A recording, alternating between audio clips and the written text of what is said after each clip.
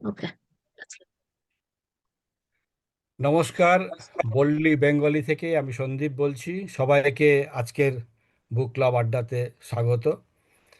আমরা গত বুক ক্লাবে একটা নতুন ধরনের প্রচেষ্টা করেছিলাম যে এই পরবর্তী বুকটা কে সিলেক্ট করবে, কিভাবে সিলেক্ট হবে। তো আমরা সবাই এখন জানেন যে তিনজন কাইন্ড অফ লটারির মতো করা হয়েছিল, তিনজন সিলেক্ট করেছিলেন। তার মধ্যে এই বড় দিদি বইটা উৎপল সিলেক্ট করেছিল, সেটা আমরা পড়ছি। ঠিক আছে, এটা জাস্ট বলে নিলাম, সবাই হয়তো জানে না। তা আমরা আজকেও সেই চেষ্টাটা চালিয়ে যাব। তো আর দেরি না করে আমরা আলোচনাতে ঢুকি। আম, উম, প্রথমেই বলি যে আমার তো খুবই শরৎচন্দ্রের যে কোনো লেখাই খুব ভালো লাগে, ভালো লেগেছে। আহ, আমি শুনতে চাইবো আহ, কারো কিছু উম, কিছু বলার আছে কিনা প্রথম থেকে। আমি নিজেই কোনো প্রশ্ন রাখছি না, যেহেতু এটা একটা আড্ডা। আহ, কেউ কি শুরু করতে পারে?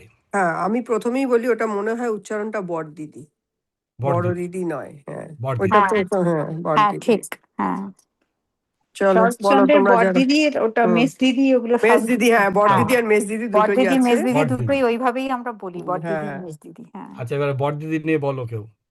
প্রথমেই বলি খুব ভালো সিলেকশন। তারপরে তো অন্য আলোচনা আছে। হ্যাঁ, বইটা খুব ভালো।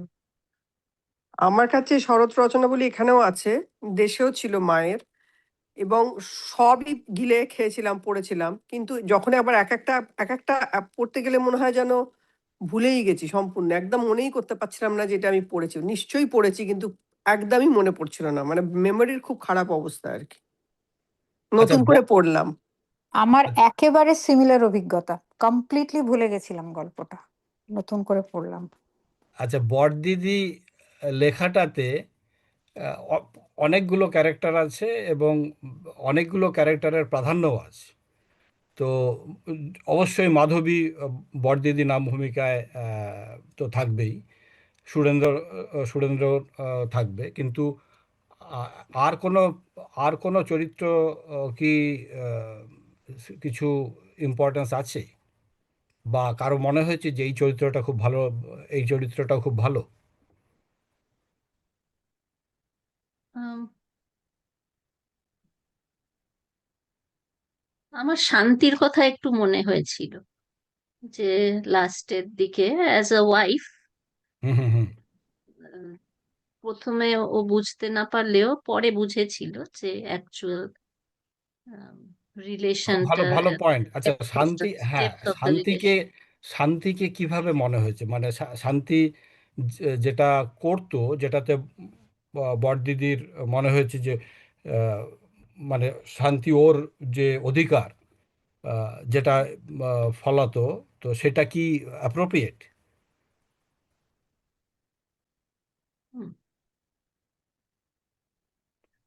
মানে কাইন্ড অফ বড়দিদির থেকে, যখন ওর শ্বশুর মশাই মশাই বেঁচে ছিলেন, তখন তো পুরোটাই বড়দিদির কন্ট্রোলেই কাইন্ড অফ ছিল, হ্যাঁ, হ্যাঁ। তাই না? সেখান থেকে ওর যে নিজের নিয়ে নেওয়া, এটা কিভাবে আমরা এক্সপ্লেন করব? তো ও তো বউ। একটু কনফিউজ, এক সেকেন্ড, শান্তিটা তো ওর ওয়াইফ, সুরেন্দ্রর ওয়াইফ শান্তি তো নাকি? ওর না, বউ। না, না, না।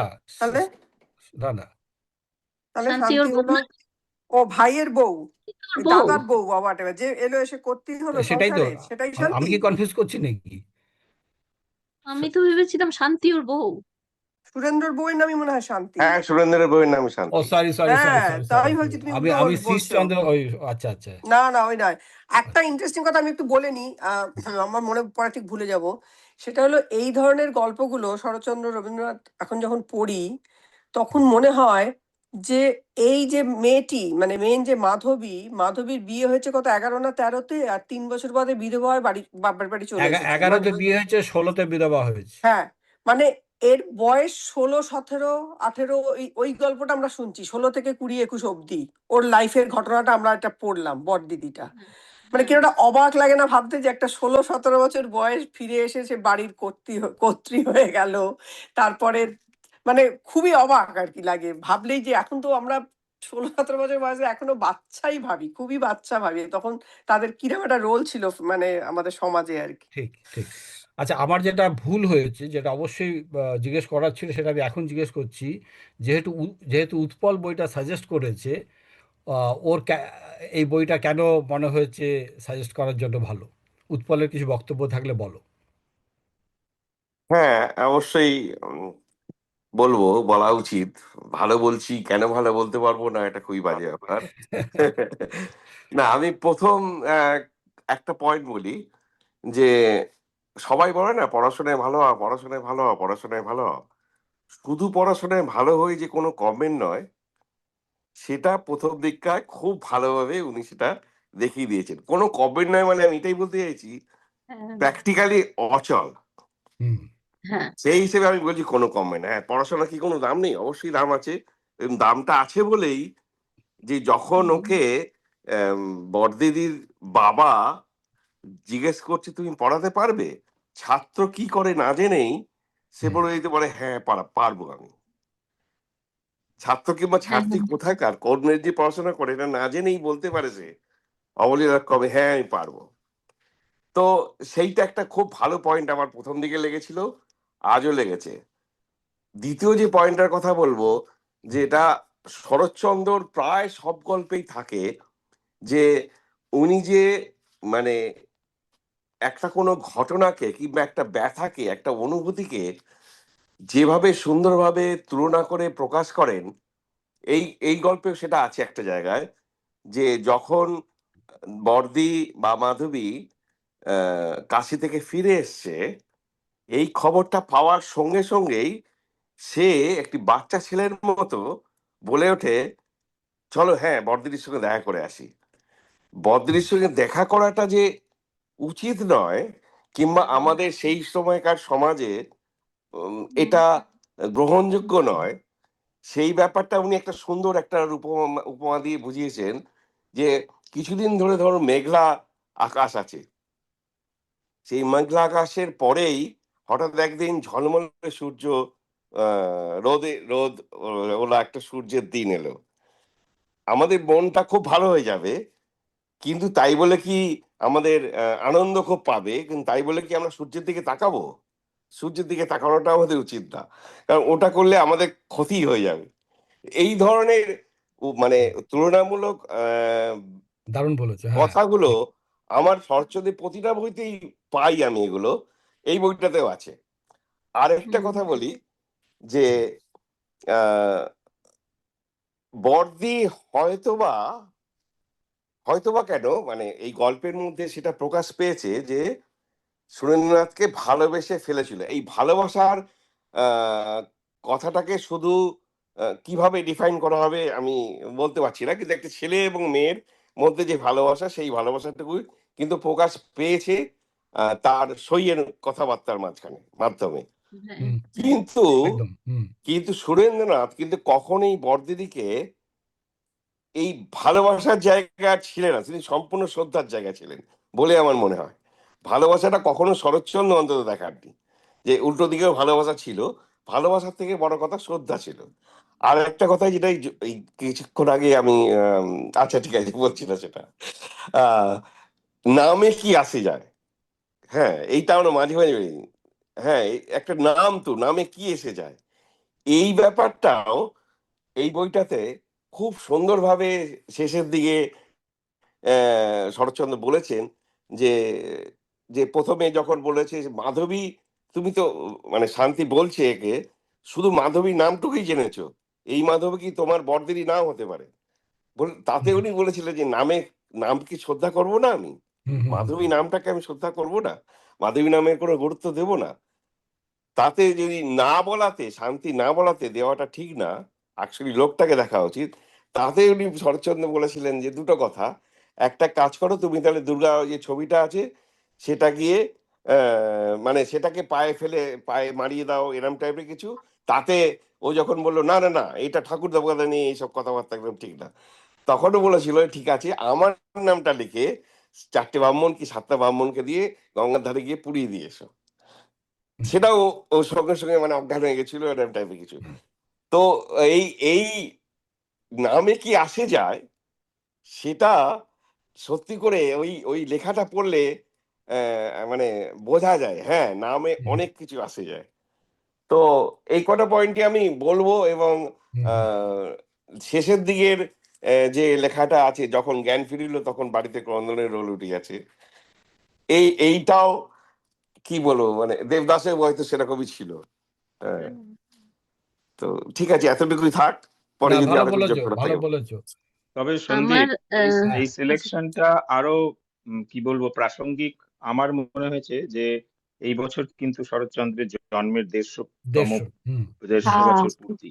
হুম, হ্যাঁ, সেটা আপনি আগের দিনই বলেছিলেন। হ্যাঁ, হুম। right. আচ্ছা, আমার উৎপল বাবুর কথা শুনে একটা কথা মনে হলো, এটা জানি না অন্য কারো কি মনে হয়েছে কিনা।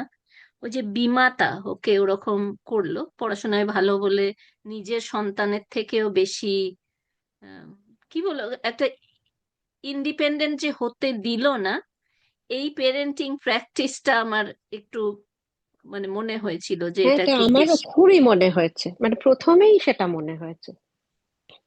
যে এটা জানি না, বা অনেক পেরেন্ট এইভাবে প্র্যাকটিস করতেন, এই বইয়েও তাই দেখা গেছে। এটা কি to make themselves feel better, or I to I make themselves feel needed, I guess that, মানে হ্যাঁ, ডিপেন্ডেন্ট করে রাখলে সারা জীবন হ্যাঁ, আমাকে তার প্রয়োজন হবে। রাইট। সো হ্যাঁ, অতীশ কিছু একটা বলছিল। অতীশ, বলো। না, আমি তো বললাম তো, ওটাই ও, আগেতেই ওইটাই বললাম। বললে, এটা আচ্ছা। হ্যাঁ, এবারে আর কেউ কিছু এই লেখা সম্পর্কে? উৎপল, খুব ভালো বলেছো। আর কার কেমন লেগেছে?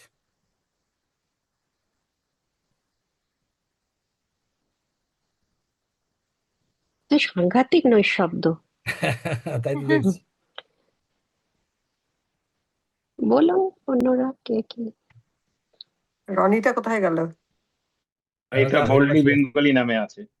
ও হ্যাঁ, না না, রনিতা রনিতা নামেই আছে। রনিতা বল। ও রনিতা কিন্তু রনিতা হাত তুলে আছে, রনিতা হ্যাঁ, বলো দেখছি হুম, রনিতা, যে বলো।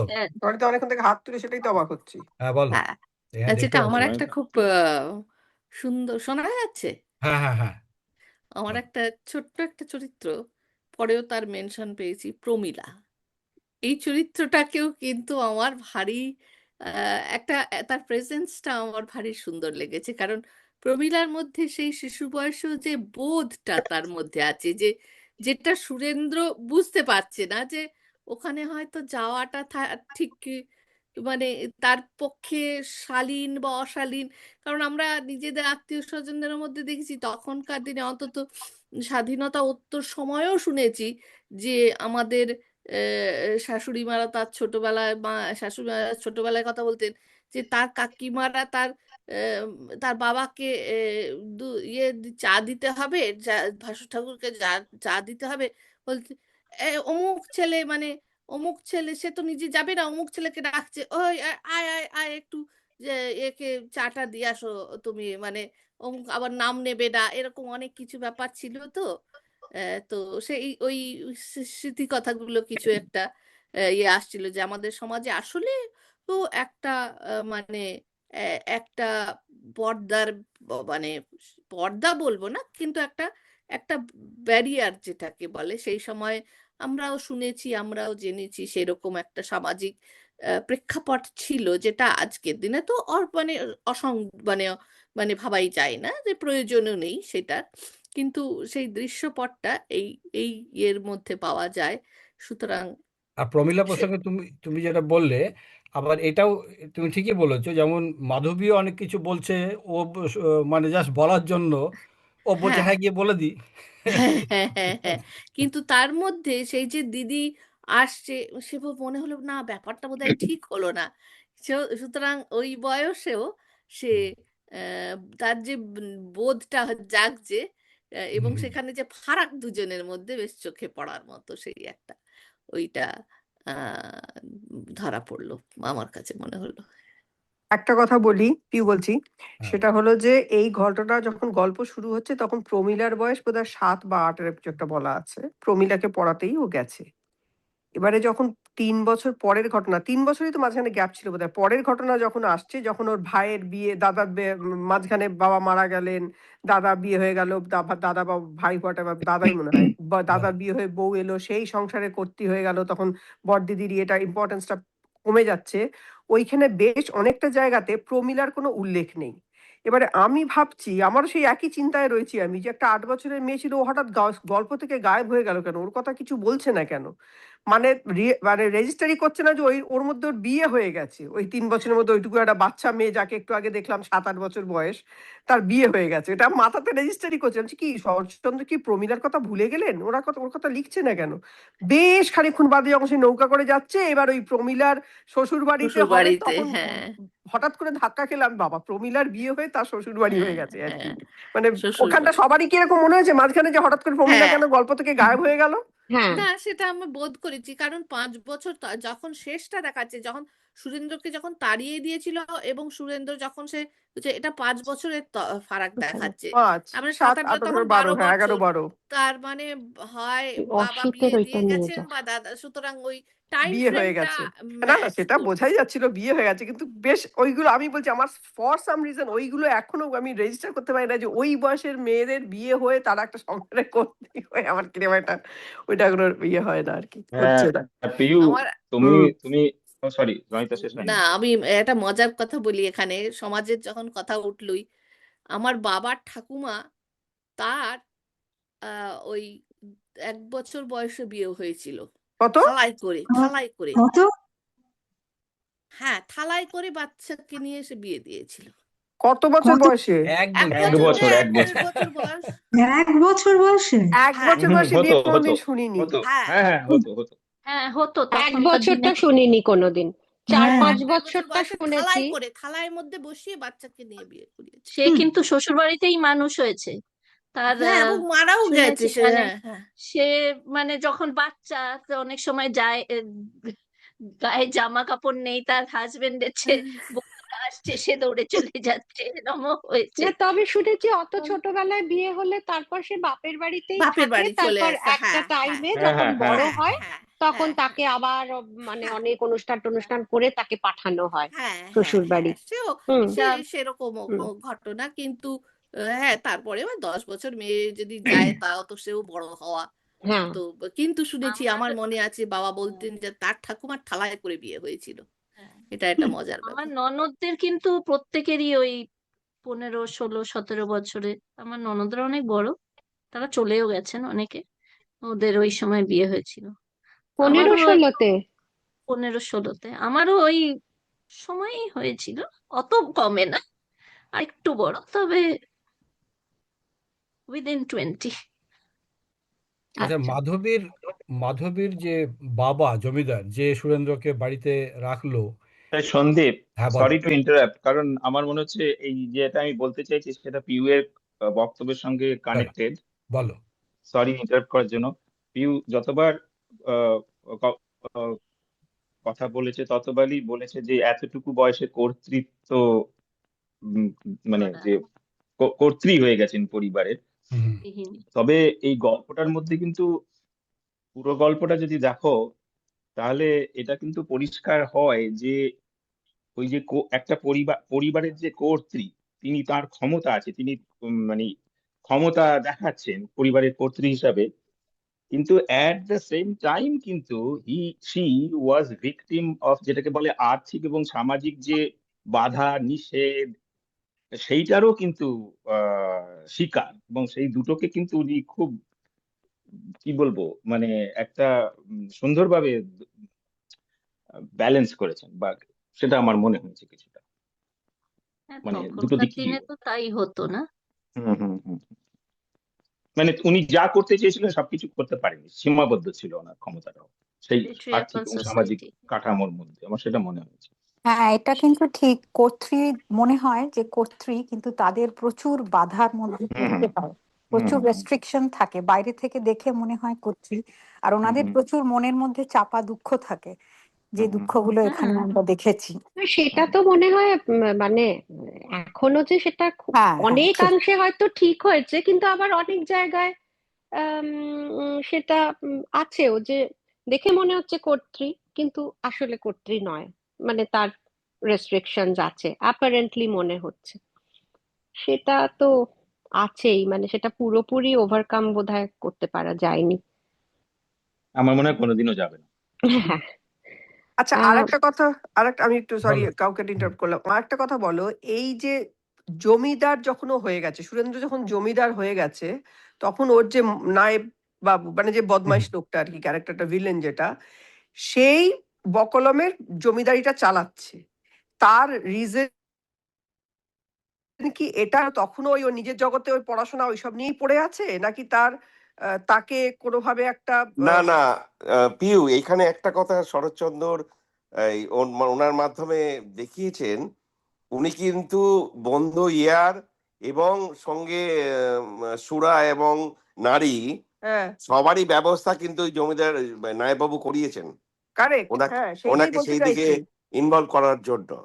এইটাই আমার প্রশ্ন সেইটা তো, যে এই সেইটা শান্তি এক সময় এসে নিজে করা পদক্ষেপ নিয়ে ওইগুলোকে সব হ্যাঁ, বাড়িতে ভেঙে বাড়িতে ফেলেছে। আটকে কাইন্ড অফ হ্যাঁ, আটকে তার ভেঙে মানে ফেলেছে ওইগুলো। এইটাই যে ওর নিজের জগৎ নিয়ে তো ছোট বয়স থেকেই ছিল, নিজের জগৎ, নিজের পড়াশোনা ওই নিয়েই থাকতো। একটা সময় যখন সে বয়স হলো, বোধ বুদ্ধি হলো, তখন তাকে, তখন এই নয় যে সে তখনও তার ওই নিজের জগৎ নিয়েই আছে, তাকে ইচ্ছা করে ওই জমিদারিতে হ্যাঁ, যাতে না ঢোকে, তাকে অন্যান্য জিনিস দিয়ে ভুলিয়ে ভালিয়ে রাখা হচ্ছিল। না ওই জায়গাটা আসলে, একটু গ্রে এরিয়া আমার মনে না হয়েছে ওই জায়গাটা। আসলে আমার যেটা মনে হয় এইটা সুরেন্দ্রনাথের ছোট থেকে যে ক্যারেক্টারটা, অর্থাৎ হুম, মানে ও যেটা বললো যে ডিপেন্ডেন্ট সবসময়। পেরেন্টিং, হুম। হুম, ওকে, ও বেসিক্যালি মানে একটা ম্যান চাইল্ড হিসেবে বড় হয়েছে। হুম, হুম। তারপরে যখন বড়দির কাছে গেছে তখনও বড়দির স্নেহ ছায়াতেই মোটামুটি আবার ছিল। হ্যাঁ। হুম, তার আগে মা মানে ডেলিবারেটলি ওর মানে কোনো রকমই ব্যক্তিত্ব বিকাশ হতে দেয়নি। হুম, তারপরে যখন জমিদারির অত বড় দায়িত্বটা এসে পড়লো, নায়েব খুব ভালোভাবেই ওর ক্যারেক্টারটা রিড করেছে। আর ও যদি, অনেকেই থাকে যারা হয়তো জমিদারির বৈষয়িক দিকগুলো না থাকলেও তারা ইয়ার দোস্ত মদে মিশে যান না, সেটা রবীন্দ্রনাথও হুম, হুম, জমিদারেরই এ। হুম। কিন্তু এর বেসিক্যালি ব্যাপারটা যে পাত্রে থাকে সেই পাত্রের মতো হয়ে যায়, এর নিজস্বতাটা খুব একটা তৈরি হয়নি। না হলে সে ইয়ার দোস্ত, তারপরে মহিলা। মহিলা, তারপরে সুরা, সবকিছুতেই সে চলে গেল, তাহলে তো মানে তার মানে ওইখানটাই আমার একটু গ্রে এরিয়া লেগেছে। মানে ও কি, তার হুম, মানে যেই ওকে ওরকম দিল, তো সব পড়াশোনা তার মানে ভুলে তার গিয়ে ওই নিজের ক্যারেক্টারটা লাইফটা ভুলে তৈরি গিয়ে। হয়নি, মানে তার দৃঢ়তাটা হুম। হুম। তৈরি হয়নি। সে যে বাজে লোক তা নয়, কিন্তু হুম, সে পিয়ার প্রেসারের দ্বারা বা অন্য যে হুম। কোনো ভাবেই গালিবল যেটাকে বলি আমরা, হুম। হুম। সেইটা। আর আমার এই শরৎচন্দ্রের টা পড়লাম, একটা সময় তো পড়েছি শরৎচন্দ্র, আমি অনেক ছোটবেলায় পড়ে ফেলেছি। আর হুম, রবীন্দ্রনাথ এখন আবার যখন ঘুরে পড়লাম, তো দুটোর মধ্যে আমার একটা ফারাক, রবীন্দ্রনাথটা পড়তে পড়তে যেন মনে হচ্ছে যে এটা তো মানে মানে সো মাচ রিলেটেবল এখন। শরৎচন্দ্রটা পড়তে পড়তে মনে হচ্ছে আচ্ছা এইটা না করে এইটা কেন করছে না, আচ্ছা এইটা না করে এটা কেন করছে না। কাজে ওই হুম, ওই জায়গাটাতেই হয়তো একজনের সাথে আরেকজনের ডিফারেন্স, দুজন হুম, হুম, রাইটারের, আমার যেটা মনে হয় যে শরৎচন্দ্র তো, শরৎচন্দ্রের কথা আর কি বলবো, গোটা ইন্ডিয়াতে উনি ফেমাস হয়েছেন, এই হয়েছেন। কিন্তু আহ, গল্পে অনেকটা সাদা সরল আমার মনে হয়েছে, সোজাসুজি, মানে হুম, হুম, মাত্রাগুলো, ডাইমেনশনস গুলো একদম। অনেকটা ইয়ে। সেই জন্য একটা কালের বেড়ার থেকে খুব একটা বেরোতে পারেনি, কিছু কিছু জিনিস মানে রিলেটেবল, ওটাই বলতে চাইছো যে ধরো এখনো রবীন্দ্রনাথের অনেক কিছু এখনো প্রাসঙ্গিক, কিন্তু প্রাসঙ্গিক। হুম, শরৎচন্দ্র শরৎচন্দ্রের সেটা হয়তো নয়, অতটা নয়, অতটা নয়। কিছু আচ্ছা, জিনিস তো মানে যদিও থাকবে রবীন্দ্রনাথ তো কিন্তু। নিঃসন্দেহে অনেক আধুনিক, সেই জন্যই হয়তো আমরা এখন হ্যাঁ, তাই তাই হ্যাঁ হবে, মানে রবীন্দ্রনাথের ক্যারেক্টার গুলো কিন্তু সেই সময়ের তুলনায় যে একটা চেষ্টা করে আধুনিক কিছু করেছেন তা নয়, কিন্তু তাদের ভেতরের যে ব্যাপারগুলো সেগুলো এত লেয়ার্ড, এত ভাবে বুঝিয়েছেন। আর এখানে শরৎচন্দ্রের মানে প্রথম কথাই মনে হলো যে হে ভগবান, মানে জাস্ট গ্রো আপ, ওকে মা করেছে করেছে, এবার এবার হও, বড় হও। তারপরে আচ্ছা বড়দিদির ওপর ওর মানে যে ওকে দেখছে, টেক কেয়ার করছে, সেটাও ঠিক মতো বলতে পারলো না। আর ওই যে উনি বললেন না, নামে কি আসে যায়, হুম, হুম। হুম। বড়দিদি বলছে, কিন্তু আমার ধারণা ওটা প্রেমই ছিল। কারণ ওই নামটার প্রতি প্রেম, তাকে তো ঠিক করে দেখেও নি কোনো সময়। দেখেনি প্রেম, তো হ্যাঁ ওটা যে প্রেম সেই বোধটাই ওর নেই। হ্যাঁ, কিন্তু ওটা এইটাই বলতে প্রেমই। চাইছি। হ্যাঁ হ্যাঁ ঠিক। শরৎচন্দ্র কোথাও লেখেনি মানে হ্যাঁ এটা কি সুরেন্দ্রনাথের দিক থেকে ফিলিংটা কি ছিল, কারণ সুরেন্দ্রনাথ নিজে জানেই না, ওর ক্যারেক্টার জানেই ওইভাবেই না, তৈরি হয়েছে যে ও এইটা জানেই না শরৎচন্দ্র একটু অন্য যে ধরনের না, গল্পর আমি এ ব্যাপারে মতো। দুটো কথা বলি একটু। হ্যাঁ হুম, বলো। Sorry, please. থামিয়ে বলছি। না হ্যাঁ না বলুন। বলুন। অতীশ, আমি একটা পরে হচ্ছে আসছি তোমার কাছে, হ্যাঁ বলো। একটা হচ্ছে যে বড়দিদি বাড়িতে যখন চলে আসছে সুরেন্দ্রনাথ, তখন কিন্তু চশমাটা রেখে এসছে, এক হ্যাঁ নম্বর পয়েন্ট। কিন্তু হুম চশমাটা আর দিয়েছে। 2 নম্বর পয়েন্ট, যখন তার শেষ শেষ অবস্থা, হুম বড়দিদিকে চুপি চুপি কাছে ডেকে যাতে হুম শান্তি শুনতে না পায়, হুম সেই সময় ডেকে উনি কিন্তু কানে কানে বলছেন, মানে শরৎচন্দ্র বলাচ্ছেন যে একদিন তুমি আমাকে তাড়িয়ে দিয়েছিলে, হুম হুম। আজকে আমিও তোমাকে তাড়িয়ে দিলাম, কি শোধ সদবোধ। হলো তো, শোধ হলো তো। হ্যাঁ, তো এইখানে ওই হালকা প্রেমটা একটা আভাস দেখা গেছে, ওই এটা একটাই, প্রেম ওই লাস্ট না, ডায়লগটাতে। এটাকে প্রেম বলবো না অন্য কিছু বলবো, মানে এটাই হচ্ছে মানে প্রেমের তো অনেক আমার রকম মনে আকার হয় হয়। এত যদি দুঃখের মধ্যে মজা। হ্যাঁ হুম না, কিন্তু এই প্রতিহিংসা যেটা যে তুমি করেছিলে আমি করলাম, একটা মানে খুব উত্তরণওয়ালা প্রেমে এই হ্যাঁ জিনিসটা না হুম থাকাই হ্যাঁ, হুম এটা বাঞ্ছনীয়। স্বাভাবিক, মানে এটা একটু প্লেটনিক লাভের পর্যায়ে আমার এক্স্যাক্টলি, তো মনে হয়। প্লেটনিক তো হুম বটেই বটেই, হ্যাঁ হ্যাঁ। আচ্ছা, এবার আমরা একটু অতীশের কাছে যাই। অতীশ অতীশ, অনেকক্ষণ আচ্ছা, ধরে অনেকক্ষণ তুমি থেকে বসে হাত আছো। তুলে দাঁড়িয়ে, হ্যাঁ, হাত তুলে ব্যথা আছে। হয়ে গেল। বলো না না, অতীশ। হাতটা এবার লোয়ার করি, দাঁড়াও, হাত ব্যথা হয়ে গেছে। হুম হুম বলো। আচ্ছা, যেটা আমি বলতে গেছিলাম ওই শরৎচন্দ্রের প্রাসঙ্গিকতা নিয়ে কথা হলো, আমি কিন্তু পুরোটা এগ্রি করতে পারছি না। তার কারণ হচ্ছে শরৎচন্দ্রের উপন্যাসগুলো ভারতে যত লেখক লেখিকা আছেন তাদের মধ্যে সবচেয়ে বেশি অনুদিত ওয়ার্ল্ড ওয়াইড যদি ধরা যায়, ভারতীয়ের মধ্যে 1 নম্বর। 2 নম্বর হচ্ছে, এখনো আমি যখন ব্যাঙ্গালোরে ছিলাম তখন আমার বন্ধু বান্ধবদের কাছে যেটুকু শুনেছিলাম যে ওই ইউনিভার্সিটি লেভেলে, পার্টিকুলারলি ইউনিভার্সিটি লেভেলে শরৎচন্দ্রের যে কি বলবো বিভিন্ন উপন্যাসগুলো, সেগুলো তামিল, তেলেগু, মালায়ালাম এরকম বিভিন্ন ভাষায় অনুদিত হয়ে পড়ানো হয় বেসিক্যালি ওই, মানে ওনার লেখার মধ্যে যে সোশ্যাল ইনজাস্টিসটা রয়েছে, যেটা চিরন্তন, যে প্লাইট অফ উম্যান, মানে মহিলাদের যে সমস্যা, অধিকার তাদের যে সেইটার ব্যাপারটা, এই সমস্ত নানা রকম ফ্যাক্টর। তাছাড়াও ওই যে মানে ওনার যে উপন্যাসগুলো আছে তার মধ্যে বিভিন্ন উপন্যাসেই কিন্তু আছে যে প্রেম, আর তার জন্য যে স্যাক্রিফাইস, এবং তার সঙ্গে যে মরালিটির যে একটা ফ্যাক্টর থাকে, মেনটেনিং দ্য মরালিটি, এরকম ধরনের কিছু কিছু জিনিস। তো সেইগুলোর জন্য আমি যতটুকু জানি, এটা অবশ্য মানে অনেক আগের কথা বলছি, যখন আমি ব্যাঙ্গালোরে ছিলাম সেই সময়কার কথা বলছি, কিন্তু আমার মনে হয় এখনো আহ, প্রাসঙ্গিক, মানে মানে এখন প্রাসঙ্গিক। শরৎচন্দ্র ডেফিনেটলি সব থেকে বেশি অনুদিত, হ্যাঁ, এটা আপনি মানে সবাই হুম, জানে, হুম, আপনিও বলছেন, এবং সব থেকে বেশি সিনেমা হুম, হয়েছে তার গল্প। সর্বজনগ্রাহ্য একটা ব্যাপার গোটা ইন্ডিয়াতে, ডিফারেন্ট ধরনের কালচার আমাদের তা সত্ত্বেও। কিন্তু ক্রিটিকরা বলে যে সেটার কারণটা হয়তো মোর সো বিকজ গল্পগুলো মধ্যে অতটা লেয়ার নেই বলে, মানে সাধারণের বোঝার সুবিধেটা বেশি হয়েছে বলে একদমই মুভিও সেইটা। বেশি হুম, হয়েছে। হুম। আজকে একদম, এটা মধুসূদন, বিশাল পয়েন্ট। এটা হ্যাঁ মোর এইটা খুব সাধারণ ভালো, মানুষের হ্যাঁ। জিনিস। হ্যাঁ হ্যাঁ, ঠিক। সেইখানে রবীন্দ্রনাথের মধুসূদনের ক্যারেক্টারটা, যেহেতু কদিন আগেই রবীন্দ্রনাথের এটা আমাদের এখানে আলোচনা হয়েছে, তার যে মানে ওই মানে টানাপোড়েন, সেটা এত সূক্ষ্ম, সেটা হ্যাঁ মানে একটা মাস স্কেলে একটা মুভি বা একটা ঠিক। সেটা হ্যাঁ, হওয়া মুশকিল। মুশকিল। ওর কিন্তু জটিলতার পর্যায়টা অনেক উচ্চ স্তরের। অনেক এইটা। উচ্চ স্তরের, হ্যাঁ হ্যাঁ। আর শরৎচন্দ্রের অনেকটা মানে সাধারণ, মানে দেবদাস তো একটা কি বলবো, একটা কাল্ট ক্লাসিক বলা হুম, যেতে পারে। কিন্তু মানে আমার এইটা ধারণা, মানে হ্যাঁ রেলেভেন্ট তো দেখুন, সাধারণ কিছু জিনিস আছে যেগুলো তো আমি আমার ছেলে মেয়েদের বলি, শোনো, kindness will never go out of style, being kind is cool, okay, এটা বলি।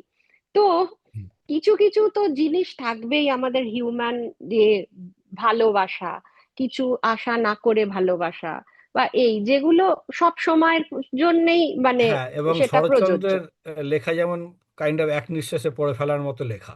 হ্যাঁ, ওই রবীন্দ্রনাথেরটা ব্যাপারটা। মানে বসে ভাবতে হবে, অথচ ভাষা ঝরঝরে, কিন্তু বসে ভাবতে হবে। মানে চোখের বালিতেও, মানে আমরা ডিভিয়েট করে যেতে চাই না হ্যাঁ, বড়দিদি থেকে।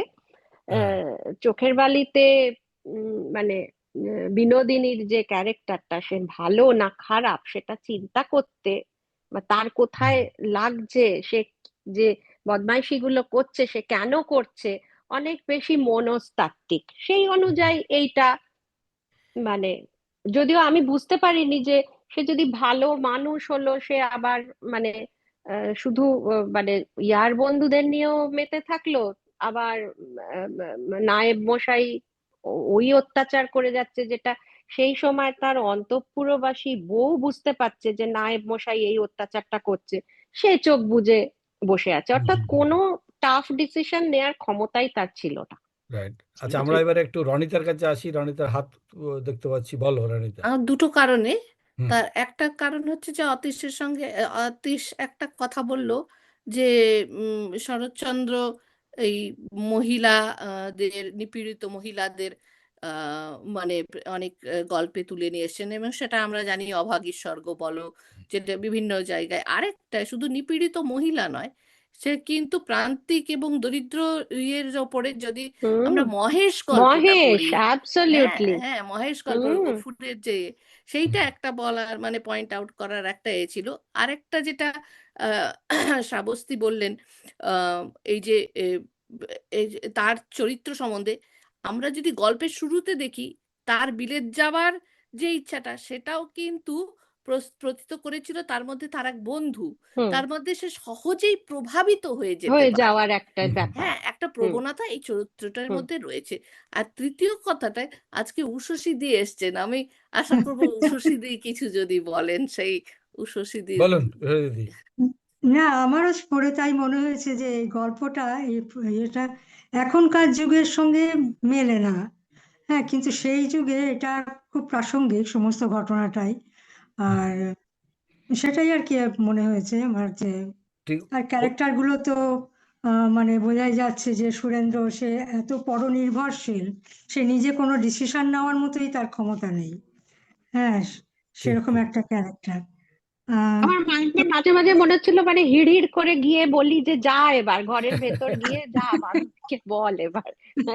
বা এত যে সেই ফেভার পাচ্ছে, তার তার সেটা ফিরিয়েও দিচ্ছে না, মানে হ্যাঁ, মাধবীর যেটা অবাক লাগছে যে ওর কোনো রিয়াকশনই নেই, তাই না? এবং এই কৃতজ্ঞতা ধরনের বোধ, মানুষরা খানিকটা স্বার্থপরও হন বটে, আসলে কারণ তারা কৃতজ্ঞতা পেতে, বোধরা হ্যাঁ, তৈরি হয়নি ওর মধ্যে। হ্যাঁ, ও জানে এটাই নর্মাল, আমার জন্য না, সবাই পেয়ে সবকিছু মানে পেয়ে পেয়ে করে পেয়ে দেবে। এমন হয়েছে। করবে, এমপ্যাথিটা হ্যাঁ, এমপ্যাথিটা ওর তৈরি মধ্যে ওটা হয়নি। ক্যারেক্টারটার মধ্যে ওটা হুম, মানে দেখিয়েছে শরৎচন্দ্র, যেটা তৈরি হয়নি ওর মধ্যে। এন্টাইটেলড, এটা যে হ্যাঁ। Somebody is going out of their way and doing it for me, এইটা বুঝছে না। এটাই হয়তো করার কথা, এটাই আমার হ্যাঁ, পাওয়ার কথা, এইটাই ও তার মানে ছোটবেলা থেকে ওই জেনে এসছে। ডিপেন্ডেন্ট হয়ে মানুষ হয়েছে, তারপর যেটাই পাচ্ছে সেটাই ভাবছে যে আচ্ছা নর্মাল, করছে, আচ্ছা, আমাকে যে উল্টে আমাকেও যে কিছু করতে হবে, সেইটা বোধটা সেই হয়নি, প্রাপ্তবয়স্ক বা প্রাপ্ত মনস্কতাটা তৈরি নেই। হয়নি।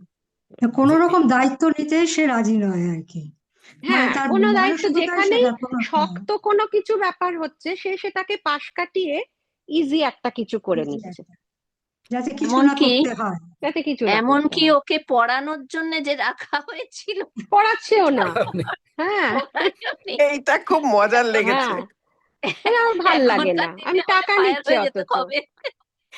টাকা কি নিচ্ছে? আমার মনে হয় টাকা নেওয়াটার ঘটনা এখানে ছিল না। ও শুধু ওদের বাড়িতে থাকতো আর খাওয়া-দাওয়া করতো আর নিজের মনে পড়াশোনা করে যেত। ও টাকা কিছু দিত না ওকে, জমিদার মানে বাবু। এটা কিন্তু কোনো জায়গায় ওকে মেনশন যেটা, করা নেই টাকার কথা। হ্যাঁ, যেটা বলা হয়েছিল, ও ওখানে থেকে নিজের মানে ও যে চাকরি জমিদার, খুঁজবে একটা, চাকরি ওইটা চাকরিও চাকরি খুঁজবে। খুঁজতো ছিল না। না। হ্যাঁ, ওকে সেটা জমিদার বাবু পাইনি। হাতে কোনো টাকা দিতেন না। ওই জন্য তো যখন বাড়ি থেকে বেরিয়ে গেল, তখন জমিদার বললেন ওর হাতে তো কোনো পয়সা কড়ি নেই, ও কোথায় যাবে, কি করবে? রাইট। কারণ ওকে কোনোদিন টাকা পয়সা দেওয়া হয়নি। ওইটাই, ওই খাওয়া-দাওয়া আর থাকা আর তার পরিবর্তে পড়ানো, এটাই ছিল। সেটাও আসল জিনিসটাই করেনি। তার হ্যাঁ, পড়াতো না, চাকরিও খুঁজতো না, হ্যাঁ, কোনোটাই করতো না, ও যেটা জাস্ট বুঝতে থাক। পারছি, খুব ইন্টারেস্টিং একটা গল্প আমরা পড়েছি। আচ্ছা, হ্যাঁ। অতীশ তুমি বলো, আমরা শেষের দিকে চলে এসেছি, বলো কি বলছিলে, বলো। হ্যাঁ, তো তুমি এই তোমার শেষ মিউট, করা। মিউট। আপনি মিউটে আছেন। হুম। এখনো এখনো বলছি। মিউট। একদম। হ্যাঁ, বলো। এবার এবার হয়েছে। না না, আমার আজকে খুব ভালো লাগছে যে অনেকদিন পর ইন্দ্রাণীদি জয়েন করেছেন। ওনার যদি কিছু বলার থাকে বা কিছু, সেটা ভাবলাম হ্যাঁ, ওনাকে আমি একবার বলি। অনেকক্ষণ থেকে ভাবছি একটা জিনিস জিজ্ঞেস করব বড়দিদি। আম, আজকের দিনে কি আলাদাভাবে কিছু আচরণ করতে পারতেন? এটা খুব ভালো প্রশ্ন তো। ভালো প্রশ্ন। ওটাই তো বলছি, আমার তো মনে হচ্ছিল গিয়ে আচরণগুলো করিয়ে দিই ওদেরকে, যে গিয়ে হ্যাঁ, মানে ডেফিনেটলি পারা উচিত। হ্যাঁ, কিন্তু আমি মনে করি আজকের দিনে বড়দিদি যে নোবেলটা, উম, আমার মনে হয় উনি পুরোপুরি নীরব থাকতেন না, কিন্তু না, থাকতেন একেবারে না। আউটস্পোকেনও হয়ে যেতেন না। তিনি বোধহয় মাঝামাঝি থাকতেন। একদিকে মানে এত উনি কাইন্ড হার্টেড, তারপরে মানে তখনকার জেনে যে সোসাইটি থেকে থেকে উনি তো বেরিয়ে আসতে পারছেন না ন্যাচারালি, আমার যেটা মনে হয়।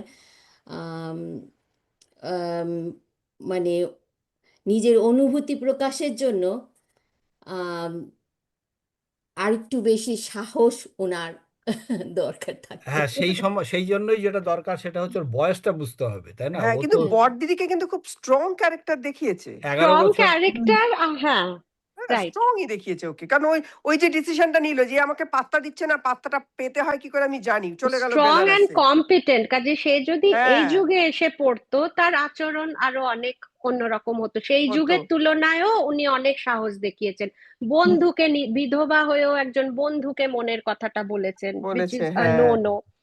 তখনও বিধবা বিবাহ শুরু হয়েছিল কিনা জানি না, আমি মনে মনে ভাবছিলাম যে বিধবা বিবাহটা যদি শুরু হতো, কেউ হয়তো যদি একটু সাজেস্ট করতো, হয়তো একটা কিছু করা যেত। সেটাও এই কিছু হ্যাঁ, আর হলো না। আজকালকার দিনে বিধবা আমাদের বিবাহ সব কিন্তু ইমেল বিধবা এসব বিবাহ দিয়ে কিন্তু অনেক কানেকশন আগে, করতে সরি, পারতেন, তখন তো এসব ছিলও না, অতএব প্রশ্নই আসে না। না, কিন্তু বিধবা বিবাহ আইন তো বিদ্যাসাগরের আমলে এবং আমলের কাজে সেটা শরৎচন্দ্র অনেক আঠারোশো আগে, শরৎচন্দ্র ছিয়াত্তরে অনেক হ্যাঁ, পরে সেই। 1876 সনে তার জন্মই হয়েছে, উম, সুতরাং নিশ্চয়ই বিধবা বিবাহ আইন চালু হয়ে যাওয়ার কথা।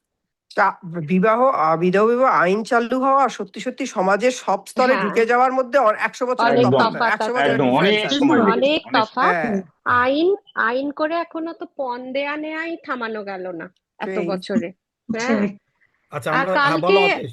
হ্যাঁ, কালকে বলুন আর বলুন। আমি আম- একটা হ্যাঁ, আমি একটা প্লিজ। কুইক কথা বলতে চেষ্টা করছিলাম, যে ভাবছিলাম সেটা হচ্ছে যে শরৎচন্দ্র যেমন, ওই রনিতা ঠিকই বলেছে, প্রান্তিক মানুষ, কিন্তু বহু লেখাতেই নারীদের কথা এসছে, এটাতেও এসছে। তো এই যে উপন্যাসগুলোকে কি নারীবাদী উপন্যাস বলে ক্যাটেগরাইজ করা যায় মনে হয়? আ- আমি ঠিক বলতে বোঝাতে পারলাম কিনা জানি না। আমার হ্যাঁ, আমার জানি না, আমার মনে হয় না। আর আমার এই তোমরা যখন স্ট্রং ক্যারেক্টারের কথা বলছিলে, আমি ভাবছিলাম ধরো রবীন্দ্রনাথের স্ত্রীর পত্র বা যেগুলো আমরা হুম পড়েছি, হুম, those women are a lot stronger exactly, lot than stronger. this. এমনকি আমরা এটা যেটা হচ্ছে এখানে, হ্যাঁ, ল্যাঙ্গুয়েজের জন্য, এটা মাচ মোর পপুলার, যেমন অতীশ তোমাদের Right, হ্যাঁ। পপুলার লেকচারের মতো এটা অনেক পপুলার হয়েছে এই জন্য যে সেটা অনেক আমার easy kind of language, in ল্যাঙ্গুয়েজটা মাই অনেক ইজি, আর স্টোরিটা অনেক সোশ্যাল। সোশ্যাল হ্যাঁ অ্যান্ড ভাবলে ওয়ান কথা। Dimensional, kind hmm of hmm. Not too much two way, মানে তরতর করে এগিয়ে যাচ্ছে, বুঝলাম প্রথম, মিডল, শেষ, এটার এই আরেকটা ধরনের। খুব বেসিক কারণ এটা হতে পারে, কারণ Saratchandra and Rabindranath as a person they belong to totally two different class. Aristocratic, হ্যাঁ। অ্যাবসলিউটলি। সেই এক্স্যাক্টলি জায়গা এটা থেকেই ভালো ওদের পয়েন্ট লেখার বলেছে। এই একদম এটা ডিফারেন্স ভালো একটা পয়েন্ট। ব্যাপার আছে। শরৎচন্দ্র হলো for the right, that mass. Is true. আর হ্যাঁ, Oh, আর রবীন্দ্রনাথ huge. একটাও was কথা, aristocratic, রবীন্দ্রনাথ যে হ্যাঁ। মাস নয় সেটাও বলবো না, কিন্তু মানে না, রবীন্দ্রনাথ রবীন্দ্রনাথের যে পোস্টমাস্টার এরকম ধরনের গল্প লিখেছেন, কিন্তু ওনার তৈরি হওয়াটা, বিচরণ রবীন্দ্রনাথের, ছিল ওই হ্যাঁ, ক্লাসে, অ্যারিস্টোক্রেটিক ক্লাসে। আর অ্যারিস্টোক্র্যাটিক ক্লাস। রবীন্দ্রনাথের তৈরি হওয়াটা এত মানে বিদগ্ধ জনের কাছে ছোটবেলা সেই থেকে, সেই মানে মানে ইংরেজি শিখছে, শেখাটা মনে হচ্ছে একটু কম, ইংল্যান্ড থেকে একজন টিচার চলে চলে এলো। এলো হ্যাঁ, বাড়িতে, সেইটা হ্যাঁ। এটা পেয়েছেন। একটা কাজে উঁচু ওনার জাতের। প্রস্তুতি পর্বটা অসাধারণ। হুম সেটা, হুম। এটা কি সুনীল গঙ্গোপাধ্যায় একটা লেখায় লিখেছেন যে স্কুল যায়নি, স্কুল যায়নি এই কথাটা বলবেন না, স্কুলেই শুধু যায়নি, কিন্তু ওনার যে প্রস্তুতি পর্বটা, সেই প্রস্তুতি পর্বটা মানে, ভাই কবিতা লিখছে বলে বাড়িতে একটা ছাপাখানা করে দিল দাদারা, যাতে রবি নিজের মতো করে কবিতা ছাপাতে পারে। হ্যাঁ, সেই। তো সেই রিসোর্স এবং মানে সেই স্ট্যান্ডার্ড অফ মানে লিভিং হাই। হ্যাঁ, আর সযত্নে মানে মনটাকে তৈরি করা, বিভিন্ন সেটাই দিকে সেটাই এক্সপোজ করা মনটাকে, সেইটা। আর পশ্চিমী ব্যাপারটার সাথে, পশ্চিমী যে আধুনিকতাটা, সেটার সাথেও রবীন্দ্রনাথের রাইট, পরিচয়টা বেশি। অনেক বেশি, হ্যাঁ। হ্যাঁ, কালকে সন্দীপ, আমি, হ্যাঁ হ্যাঁ বলুন। না আপনি শেষ করুন। কালকে আমি আর পিউ আমরা দুজনেই খুব ইন্টারেস্টিংলি তাসলিমা নাসরিনের একটা অনুষ্ঠান আমরা আহ, মানে যোগ দিয়েছিলাম। তাতে ওনাকে একটা প্রশ্ন করা হলো যে আপনি তো অনেকবার প্রেমে পড়েছেন, আবার আপনি পুরুষদের এগেনস্টে গর্জেও উঠেছেন, আপনি কি আপনি পুরুষ বিদ্বেষী হলে এটা? উনি বলেন, কে বলেছে আমি পুরুষ বিদ্বেষী? আমি একটা সিস্টেমের এগেনস্টে। হ্যাঁ, আর পুরুষবাদী নারী কি কম আছে, যারা নিজেরাই মনে করে যে হ্যাঁ এই সিস্টেম, তারা নিজেরাই নিজেদেরকে একটা খাঁচার মধ্যে রেখে দিয়েছে খুশি হয়ে, তারা সেই বিভিন্ন মেয়েরাই কিছু, মেয়েদের শত্রু, এটাই আর কি সহজ হ্যাঁ কথা। বলছে যে আমি এরকম অনেক ছেলে আছে যারা করে, যারা জেন্ডার ডিভিশনে বিশ্বাস করেন, এবং অনেক মেয়ে আছে যারা যারা যা করে, চলে আসছে সেটাকে অত্যন্ত ভাবে টিকিয়ে রাখতে তারা মানে সচেষ্ট। কাজেই সেই it has nothing to do with gender, it has to do with a mentality. আর ঠিক। মানে ওইটাই আর কি। কাজেই নারীবাদী ব্যাপারটাই এখন আমার কাছে একটু গোলমালে হয়ে যাচ্ছে, এই মানে ওয়ার্ডটা। এটাই। অনেক পুরুষও নারীবাদী হতে পারে, আবার অনেক নারীও নারীবাদী নয়। হুম, ঠিক ঠিক। কথা। আচ্ছা, আমরা এবারে শেষের দিকে চলে এসেছি। আর কারো কিছু শেষ প্রশ্নটা নেব। এই সন্দীপ, আমি একটা কথা বলতে গেছিলাম, এই যে শরৎচন্দ্রের মাস কন্ট্যাক্টের কথা বলা হলো, হ্যাঁ আমি জানি না গল্পটা সত্যি মিথ্যা, কিন্তু কথিত আছে যে একবার গ্রামে একটা টেলিগ্রাম ছিল, সেই গ্রামের চাষি ভুষো কেউ জানে না টেলিগ্রাম পড়তে, তো সে গেছে পোস্টমাস্টারের কাছে, টেলিগ্রাম পড়িয়ে দিয়েছে, ভালো, কোনো ক্ষতিকর কিছু না। তখন বলছে, তুমি শরৎবাবুর কাছে যাওনি কেন? বলছে, শরৎবাবু উনি তো লেখাপড়া জানেন না, উনি তো আসেন একটু হুঁকা টুকা টানেন, তারপরে চলে যান। তখন এবারে শরৎবাবু যখন পোস্টমাস্টারের কাছে, বলছে তুমি ওখানে যাও, বলছে তুমি নাকি লেখাপড়া জানো না, হুঁকা টোকা টানো, চলে আসো। তখন বলছে যে দেখুন, ওরা যদি জানে যে আমি পড়াশোনা জানি আর আমি লিখি, তাহলে কি আর ওরা মনের কথা আমাকে সেভাবে বলবে? তো এটাও একটা, যদি এটা সত্যি হয়, এটা শুনেছি আমি, এটা হুম, যদি সত্যি হয়, এটাও একটা কি বলবো, বিরাট ওয়ে অফ ব্যাপার। Getting hmm, mixed into the right. Common people. Interesting আচ্ছা, শরৎচন্দ্রের অভাগীর স্বর্গ আর মহেশের মতো গল্প গল্প, হ্যাঁ, মহেশ সত্যি। তো মানে বোধহয় অসাধারণ। অসাধারণ। আচ্ছা, আমাদের এবারে শেষ করতে হবে। আর আর খুব দুটো লাইন বলবো, দুটো লাইন বলবো। বলো। শরৎচন্দ্রের পথের দাবিও আছে, হ্যাঁ, হ্যাঁ, আর রবীন্দ্রনাথের ঘরে বাইরেও আছে। ও, হ্যাঁ আরে হ্যাঁ হ্যাঁ হ্যাঁ, হ্যাঁ ঠিক। এই দুটো দুটো একদম স্ববিরোধী বলা যায়। শরৎচন্দ্র স্বদেশী আন্দোলনের পক্ষে লিখেছেন, হ্যাঁ আর রবীন্দ্রনাথ সঠিক হ্যাঁ, জায়গায় সেই সময় দাঁড়িয়ে, এইটাই সব থেকে বড় কথা, সেই দারুণ। সময় দাঁড়িয়ে, এবং সেটা রবীন্দ্রনাথ বলেই হয়তো উনি পেরেছেন যে এইটা ভুল করছো তোমরা, এটা হুম ঠিক পথ নয়, সেটা হুম ওই সময় দাঁড়িয়ে বলার মতো ক্ষমতা এবং হুম সাহস হুম দুটোই থাকতে হবে।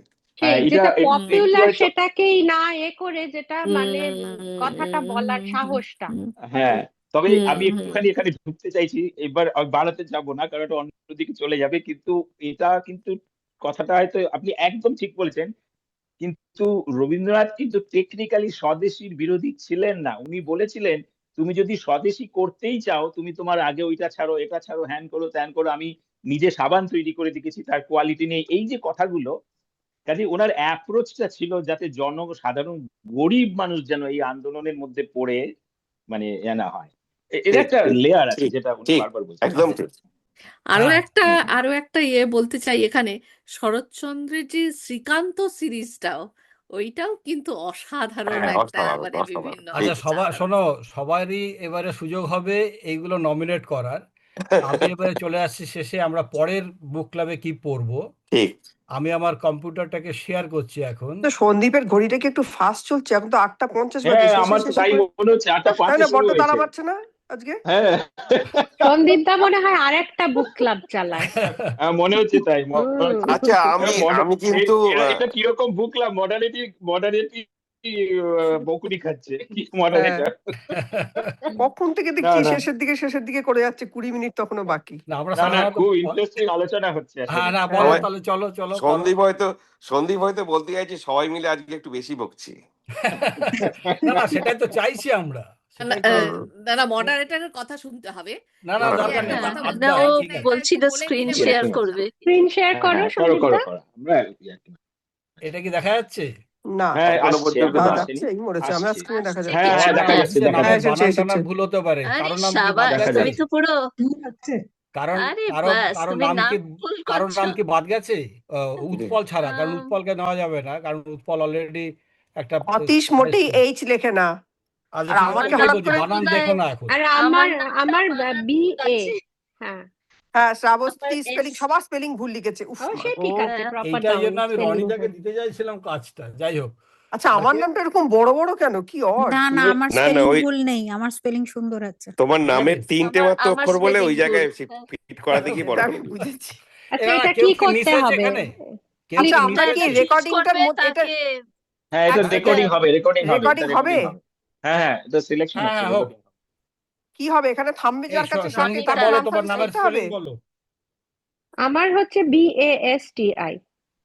আমার নামটা এখানে তোমারটা ঠিক করে স্ক্রিনে। দিয়েছি তো। হ্যাঁ ঠিক আছে সেই। হ্যাঁ, না না সঙ্গীতা আমারটা বলো, সঙ্গীতা SAMHITA। এম না? এম। SAM সংহিতা, SAMHITA। অনুস্বরটা ইংলিশে লিখলে এম হয়, আর HITA SAMHI তুমি দুটো ই লিখেছো। ঠিক আছে। দ্যাটস নাম ওকে। নামের বানানটা খুব ইম্পর্টেন্ট নয় এখানে। যাই হোক, সবার নাম কি আছে না কেউ মিস হয়েছে? হ্যাঁ, উষসীদির মনে, নাম লিখেছো? উষসীদি কই? হ্যাঁ, হ্যাঁ আমার নাম আছে? হ্যাঁ কিন্তু আছে উষসী, আছে কিন্তু আছে। উষসী সবাই আমাকে উষসী বলো। ঠিকই আছে তাহলে। আচ্ছা হ্যাঁ, এবারে আমি কিন্তু আহ, এটা করছি হ্যাঁ তাহলে, ঠিক আছে। হ্যাঁ, কি করো। হচ্ছে সেটাই তো বুঝতে পারছি না। ও এটা হচ্ছে তিনটে, একজনকে এখান পিক থেকে করবে। তিনটে নাম সিলেক্ট হবে হ্যাঁ, যারা পরবর্তী বুক ক্লাবের জন্য বই রনিতাকে পাঠাবে। আচ্ছা, ঠিক আছে, স্টার্ট করছি। হ্যাঁ, তারপর কি হবে, ওটা থামবে এক তারপর জায়গায়? এটা স্টপ করবে, থামবে। স্টপ করবে, স্টপ থামবে করবে, যার থামবে। কাছে যাবে সেটা সিলেক্টেড হবে সেই নামটা। আচ্ছা সংহিতা। মানে ঠিক আছে। ফার্স্ট হচ্ছে সংহিতা। ওকে আচ্ছা রিমুভ করে দিলাম সমীহিতাকে, ইয়ে। একজন হয়েছে। কেন? বাবা, তো না, পুরো এবার একে টেকনিক, ছাড়া অন্য টেকনোলজি পুরো ভরে সবার নাম। গেছে। না, বাট দ্যাটস ফান। কিন্তু হুম, ও আজকে নেই বলে। আজকে যারা আছে তাদের নাম আছে এখানে, হ্যাঁ মাঝখানে থেমেছে। ও, তাই শ্রাবস্তী শ্রাবস্তী, বলে বলেছে। শ্রাবস্তী। ঠিক আছে। হুম, হ্যাঁ, থার্ড, বাবা আমার কাছে থামিস না, আমার এটা একটু তো ভাবতে ভালো হবে। জিনিস করেছো হে। হ্যাঁ এটা দেখেছি আমি আগে। সুদেবী। সুদেবী। তাহলে আরে, এরা তিনজন পরবর্তী বুক ক্লাবের জন্য বই শুধুমাত্র রনিতাকে আর আরেক কারো আর কারো কাছে শেয়ার করবে না, শুধুমাত্র ঠিক সন্দীপ, যে আছে। রনিতাকে দুটো শেয়ার বই করবে। পড়া হলো না সেই দুটো কি এই লিস্টে থাকবে এখন? না না না না, থাকবে দেখো না। আচ্ছা আমি একটা থাকবে, মানে কথা থাকতেই বলতে পারে। পারি। হ্যাঁ সরি, 1 মিনিট, ও তো মানে হ্যাঁ, যদি ধরো সুদেবী ওই বইয়ের মধ্যে কোনোটা সিলেক্ট